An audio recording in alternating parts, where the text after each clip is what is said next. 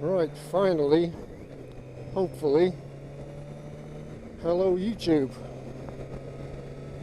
This is my third attempt at my first motovlog, or first whittering away into a microphone whilst riding a bike.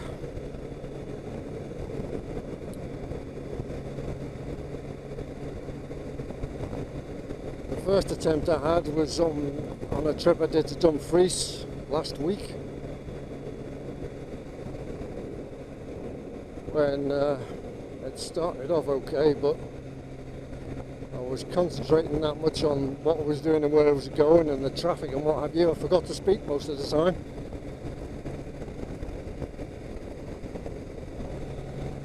And the second attempt yesterday, I didn't plug the microphone in properly, so most of the time I was talking to myself.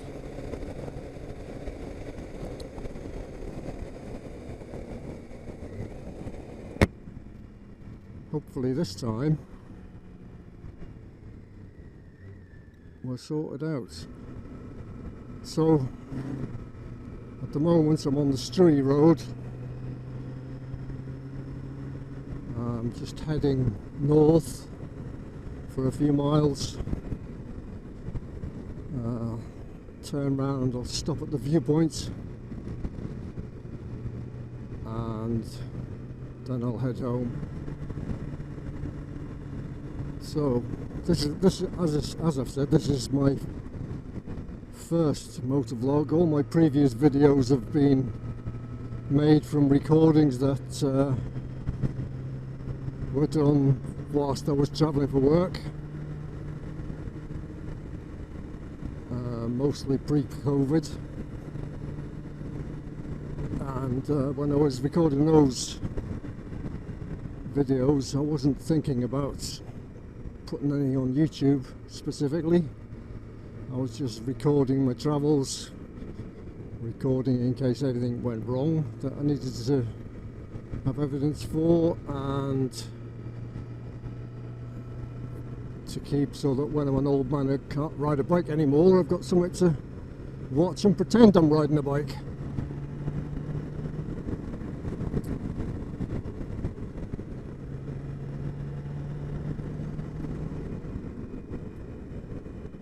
This used to be, well really it used to be the main road north, although the A9 is technically the main road north. Before the bridge over the Dornoch Firth was opened, most traffic going north would come over the Struy and head through Ardguy and Bonner Bridge and then back round the far side of the Dornoch Firth, because before the Dornoch Firth bridge was opened you had to go follow the A9 to Tain, and then from Tain along to Ardguy and Bonner Bridge. Coming this way cuts out a few miles. Of course now the bridge is open, most traffic goes straight up the A9.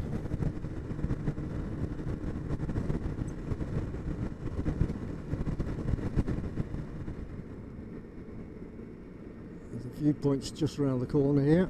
That's the viewpoint, and look at that view. Just an amazing view of Sutherland, right across to the west coast over there. Those hills are almost on the west coast. Fantastic. We're right on the east coast, of course, here. So I'm going to head down to the bottom of the hill, turn round, and then stop at the viewpoint, I think. We'll see. Maybe I'll carry on to Bonner Bridge. I'll make a decision at the bottom of the hill.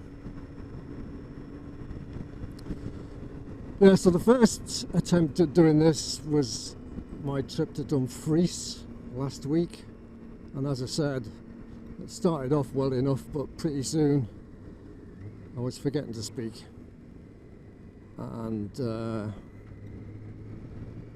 it was quite a long trip, so eventually I just decided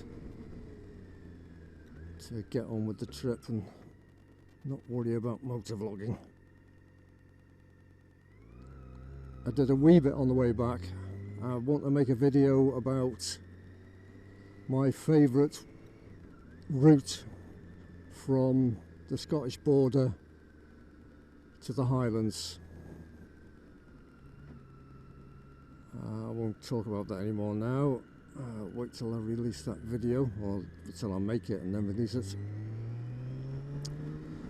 And then my second attempt, yesterday I went to Inverness to Mitchell's Motorcycles to do a test ride on a Himalayan. Originally I was going to test ride a Bullet 500, Bullet 500 FI. I think it was a 2018 model. But by the time I got it organised, he'd sold it. But he had the Himalayan, so I thought I'd go and give that a go. I've never ridden a Himalayan, never ridden a Royal Enfield before in over 50 years of riding. So I went and had a shot. Now, I mean, I'll put some of that, I'll pump some of that recording in here, and well, you can see what the problem was once you've seen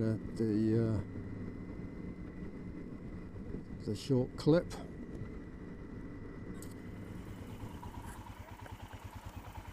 Right, let's give this thing a go. Let's stand up.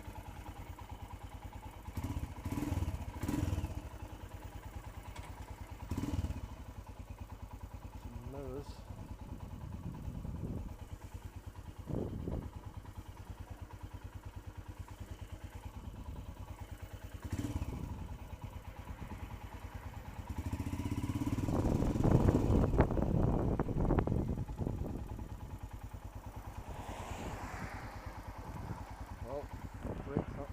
Sharp.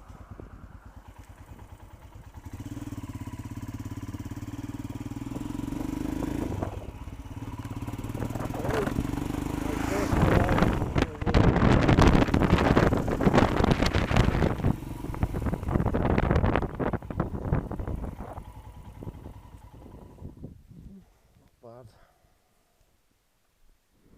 But my conclusions after riding that particular Himalayan were that it was too noisy and had too many miles on it. It was fine to ride, no problems. Had enough juice, had enough power for what I wanted.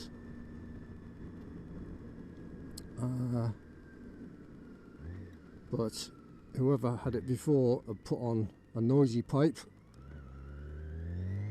We'll just go to Bonner Bridge, I think. They put on a noisy pipe, and it's done 16,000 miles, which for me is too many. So I can't say whether 16,000 miles on one of those is a lot, or whether it's not. I suspect it is, though. But it's in pretty good condition. The guy had looked after it. There was no corrosion on it anywhere.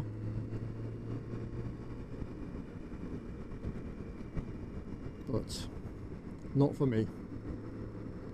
The bike itself, a Himalayan, would be ideal. What I want is a bike that's smaller than this one. This thing weighs, what is it, 360 kilograms, and it's great for doing long trips, but for just tootling around the back roads and going over to the west coast and back, it's too big and heavy now. I'm getting too old to be lugging this thing around. I'm not intending to sell it, but I'm certainly not intending to use it as much as I have been.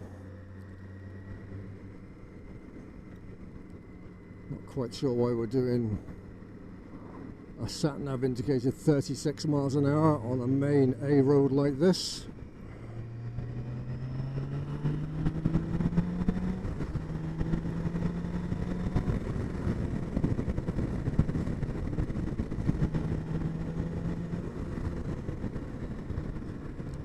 is the advantage of this bike. It's got loads of grunt, and on a long journey it's very comfortable. But as I said, on the wee back roads and in towns, it's just too big and heavy. So I want something smaller. I want something that uses less fuel, as this does between 50 and 55 to the gallon, which is not bad considering it's a 1600cc engine, but it's still more than I want to be using at the moment. So I want something lighter, more efficient, and more fun on the twisties.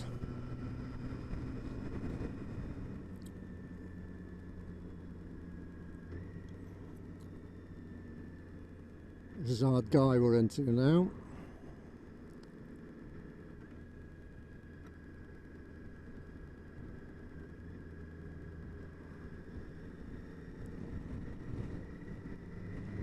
Right, and now we're going to head across the Bonner Bridge.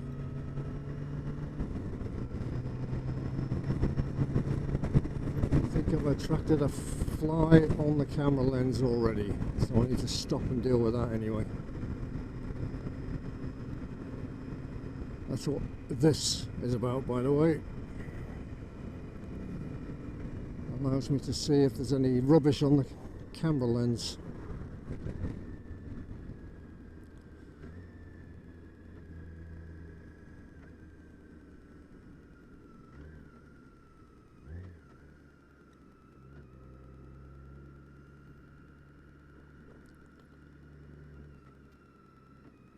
Find a convenient spot to turn around here.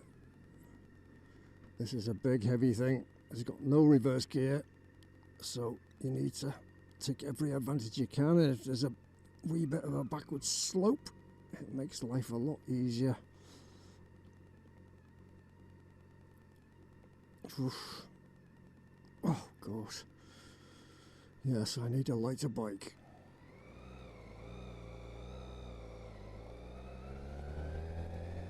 We'll head back. Normally I have a front facing camera and a rear facing camera. I haven't got the rear facing camera turned on just now, and I have another phone mounted there when I have got it on, which acts as another rear view camera and another rear view mirror in effect. So as well as recording the view from behind, I can get a really good view of what's behind me and what's going on.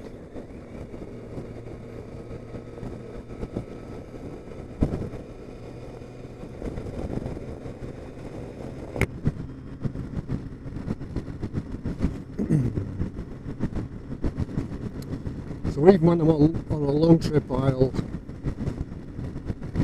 leave the cameras running all the time.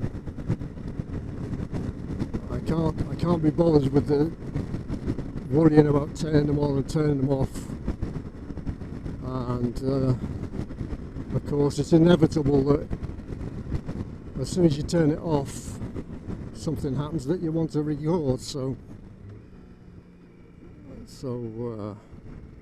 I just leave them on. I have 512 gigabyte cards in the front and the rear. One camera's, that's enough to record, I think it's about 12 hours of 4K at 30 frames a second, which is more than enough. And I have them plugged into the power socket on the bike so they don't run out of juice.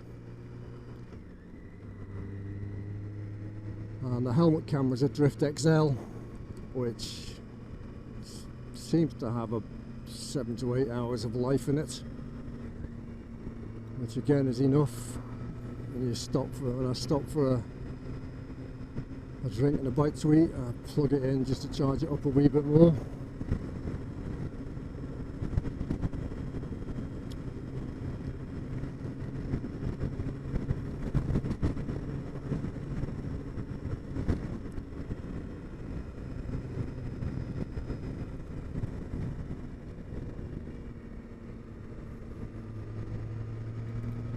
So hopefully this will be the first of an ongoing series of motovlogs.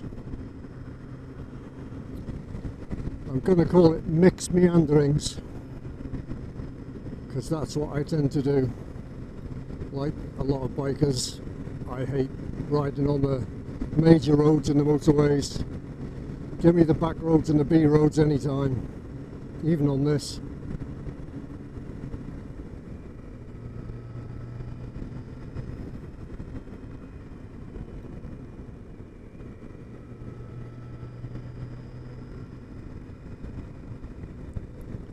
As I was saying, all of the videos I've done up to now have been recordings from those trips for work, and there's been no voice, no talking on them apart from swearing at the other traffic and what have you. That's as we all do.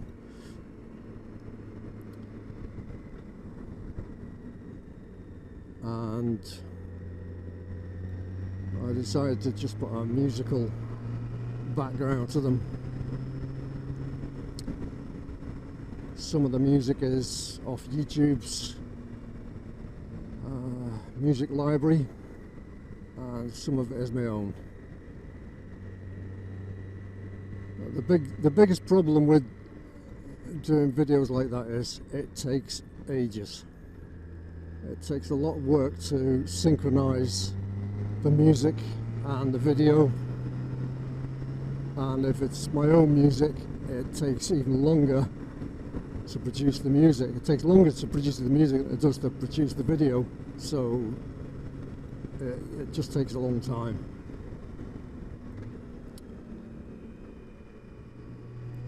And some of you might say it's not worth it.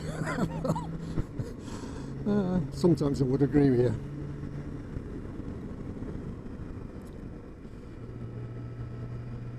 The main reason for using my own music is that I enjoy making my own music, but the other reason is that the good music that's available to use costs money, and I can't justify the amount of money it costs just to put a few videos on YouTube. Who knows what will happen as time goes by, but at the moment it's definitely too expensive to pay for third-party music. Look at that, just missed the lights.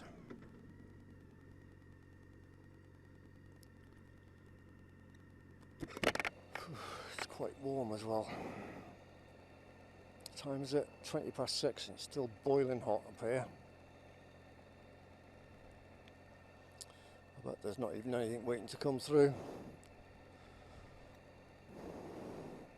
Oh, there is somebody coming through. Alright. I hope this video is entertaining and informative to some extent. And I will make more, but you can let me know in the comments, or with a like and dislike, like or dislike, if what you think about it. A bit of encouragement goes a long way, and if you don't like it, a bit of criticism never hurts.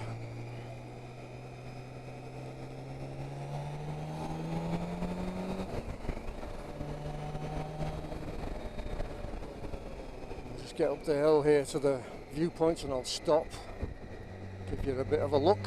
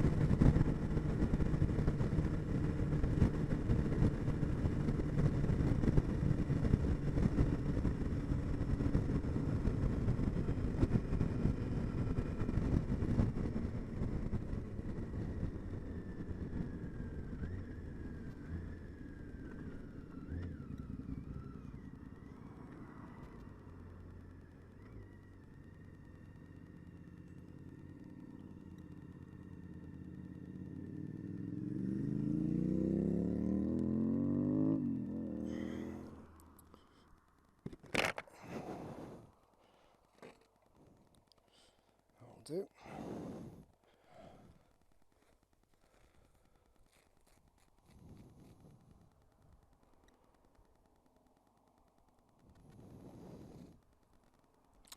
That's where we went across between our guy there and Bonner Bridge the other side.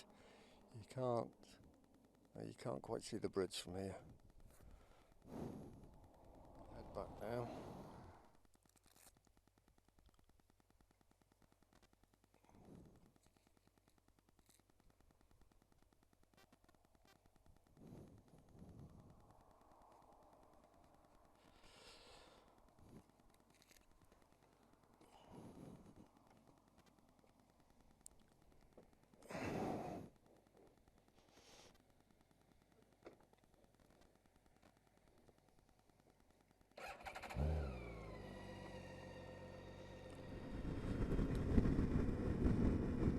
So my intention is to get a smaller bike, as I said, and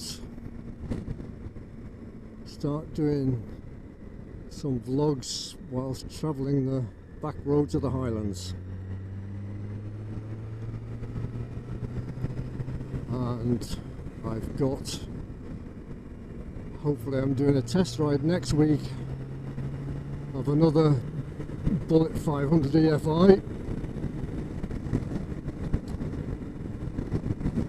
and if that goes well, I'll be buying that. I was thinking of buying a new Classic 350 or a Hunter 350,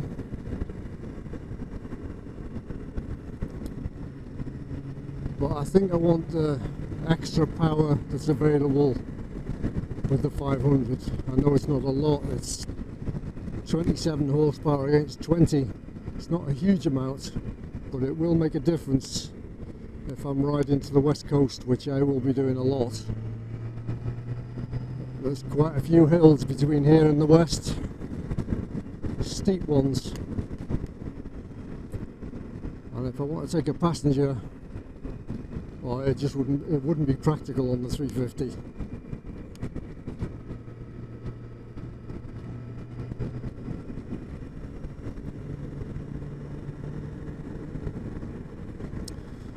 By the way, if you come across the Struy at all,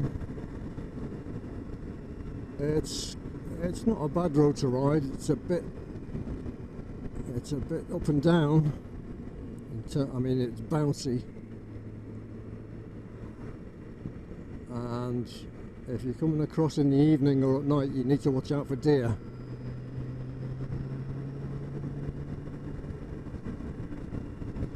From that, it's much more fun the A9. If you're heading north, if you take the Struy and then go through our guy in Bonner Bridge, as I just did, and then from Bonner Bridge you can head back east again and join up with the A9 at Skibo Castle. I'll maybe do a run that way at some point, just so that you've seen it, if you're interested.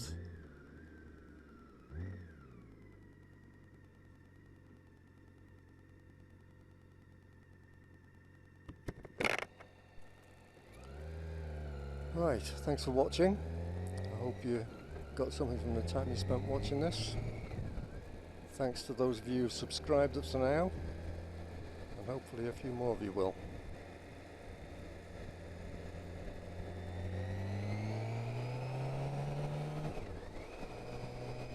I think I'm going to sign off now. As I said, if you've got anything to say, leave it in the comments.